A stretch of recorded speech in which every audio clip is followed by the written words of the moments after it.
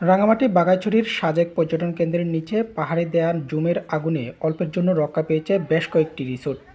সোমবার সন্ধ্যায় আগুনের লেলিহান শিখা পাহাড়ে ছড়িয়ে পড়লে রিসোর্টের অবস্থান করা পর্যটকরা আতঙ্কিত হয়ে পড়েন। পরে সাজেকের সেনা সদস্য ও স্থানীয় লোকজনদের ১.৫ ঘণ্টা চেষ্টায় আগুন নিয়ন্ত্রণে আসে। প্রত্যক্ষদর্শীরা জানান, সোমবার বিকেলে সাজেকের নিচে পাহাড়ে আগুন দেয়া হয়। বাতাস বেড়ে গেলে সেই আগুন ভয়াবহ রূপ নিয়ে নীলকাব্য রেস্টুরেন্ট ও মনোগর রিসোর্ট এর নিচে আগুন ছড়িয়ে যায়। তবে আগুনে তেমন কোনো ক্ষয়ক্ষতি হয়নি। পর্যটকরা বলছেন, আগুন এমনভাবে লেগেছে আর একটু হলে অনেকগুলো রিসোর্ট পুড়ে ছাই হয়ে যেত। ক্ষতির সম্মুখীন হতো অসংখ্য পর্যটক। বাগাইছড়ি উপজেলা নির্বাহী কর্মকর্তা জানান, সাজেকে গুরুত্বপূর্ণ স্থাপনার পাশাপাশি রিসোর্ট ও কটেজ রয়েছে। আগুনের ফলে সাজেকের আগত অনেক পর্যটকের মনে বিরূপ প্রতিক্রিয়া তৈরি হয়েছে।